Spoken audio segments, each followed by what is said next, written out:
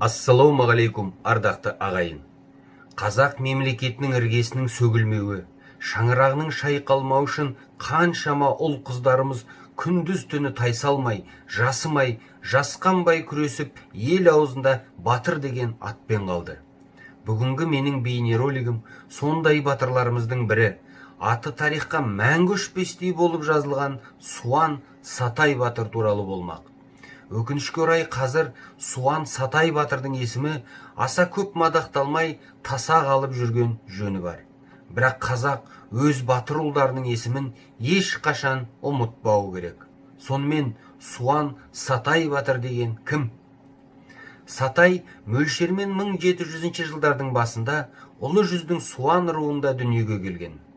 Туған жері қазіргі Алматы облысы Панфилов ауданының территориясы. Жалпы Сатай қазақ даласындағы белгілі де ықпалды отбасының өкілі. Әкесі Аққабақ би өз заманында әділдігімен аты шыққан Ұлы жүздің керемет биі болған екен. Балалық шағы қатыгез жоңғармен соғыстың өрши түскен кезіне дәлме-дәл келген Сатай жастайынан батырлық тәрбие алады. Жалпы о заманда елін ойлаған әр қазақ ұлы мен қызын жер үшін күреске дайындап, қолынан келгенше батыр етіп тәрбиелеуге тырысқан. Міне Сатай да тура солай жас кезінен аттың құлағында ойнап, бес қарудың бәрін игеріп, ерте ел үшін күреске араласады. Аз уақыт ішінде Сатай мергендігімен танылып, айлакер найзашы ретінде аты шықты. Бірнеше жекпе-жекте жоңғар батырларының басын алған Сатай 20 жасында батыр атанады. Алғашында Сатай батыр Албан руының қолбасшысы атақты Райымбектің атасы Хангелді батыр жасағында болып, бірнеше шайқастарға қатысады.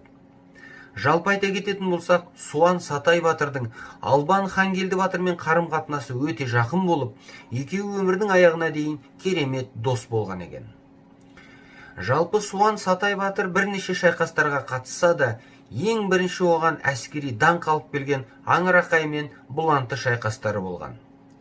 1726 жылы болған Бұланты шайқасында Суан Сатай батыр асқан ерлік танытқаны халық аузында әлі күнге дейін сақталған. Осы шайқаста қазақ жағынан 9 батыр жекпе-жекке қатысып, ең алғаш болып жекпе-жекке Суан Сатай батыр түскен екен.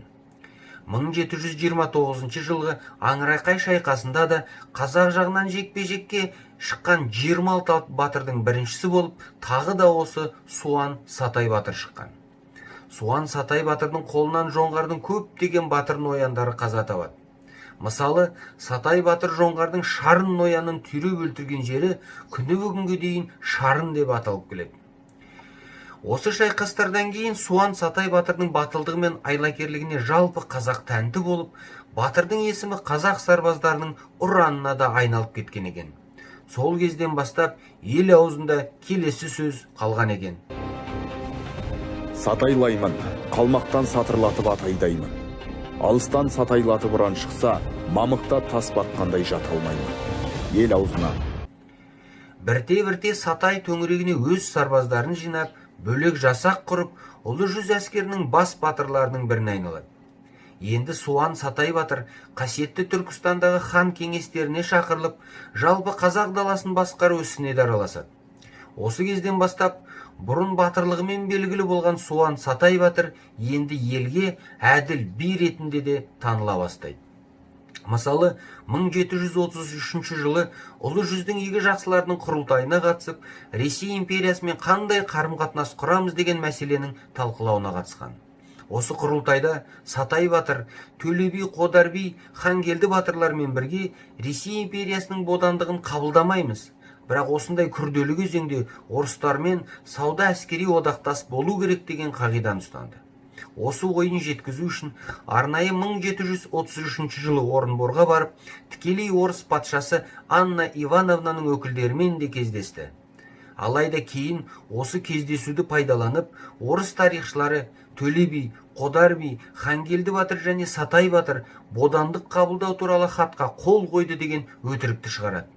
Кейін осы жалған ақпарат кеңес дәуірінде де жалғасын тапты.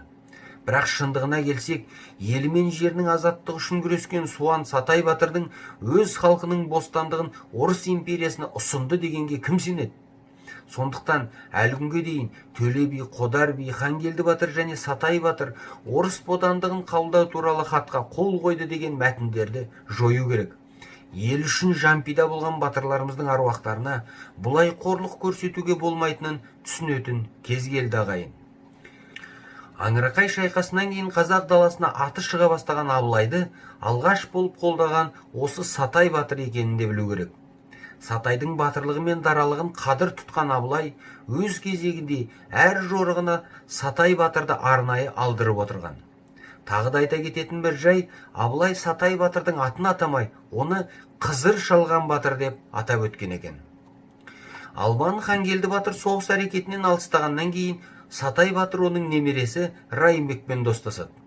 Райымбекпен бірге Сатай батыр ұлы жүздің қосынын бастап Жетісуды жоңғардан азат етуге көп ат салысады.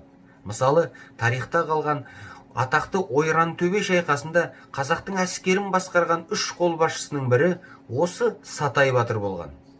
1753 жылы болған осы шайқаста жоңғардың әскеріне керемет соққы беріліп, Жетісу жері азат етіле бастады. Жауды Жетісудан түре қуып тастағаннан кейін Сатай батыр жер қайысқан қолымен қазақтардың Қытаймен шекаралас Жоңғар Алатауынан басталатын Қорғас өзенін жағалай төмендеп Іле өзенін бетке алып жүрген екен.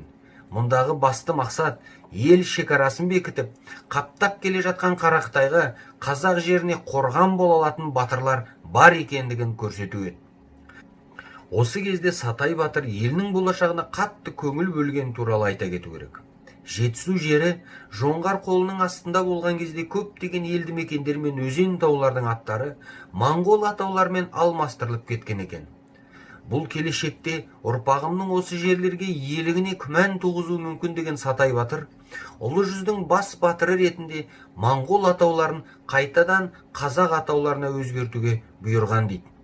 Сатай батырдың бұйрығымен ауыстырылған нақты атауларға келсек, мысалы, Іле өзенінің бойындағы Гүңкөл деген көлдің атын Алтынкөл деп ауыстырғызған екен.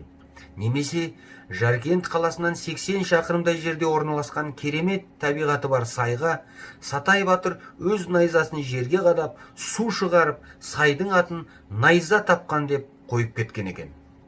Міне осылай біздің шекарамыз Сатай батыр секілді айбарлы да аруақты бабалардың найзасының ұшымен сонау ғасырлардың өзінде сызылып, айқындалып қойған. Жетісудан жау қолын қуып, шекараны әбден бекіткеннен кейін Сатай батыр Шығыс Қазақстан жеріне аттанып, жоңғарды енді осы өлкеден де айдап шығуға ат салысады.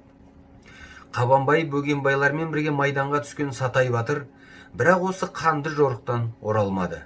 Жоңғармен болған шайқастарының бірінде Суан Сатай батыр ауыр жарақаттанып қаза табады. Бірақ Сатай батырдың аруағын жергілікті қазақтар қайтыс болған жерінде қалдырып, қазіргі Ұржар мекенінің қасында жерлейді. 2004 жылы батырдың ұрпақтары Сатай батырдың жерленген орнына үлкен құлпытас қойып ас береді. Суан шежіресіндегі деректер бойынша Сатай батырдың 5 әйелінен 10 ұл қалған екен. Кейін осы ұлдарының ұрпағы Суан руының ішіндегі Сатай деп аталатын үлкен әулетке айналған. Бүгін біз осы ел қамын жеген Сатай батырдың есіміне барынша құрмет көрсетіп, батыр есімінің барынша мадақталуына жағдай жасауымыз батыр бабаның алдындағы борышымыз екенін ұмытпаған абзал. Осы бейнероликті таратыңыздар. Қазақтың елі мен жері үшін намысты қолдан бермеген айбарлы Суан руының ұлы Сатай батыр туралы барша қазақ білуге тиіс.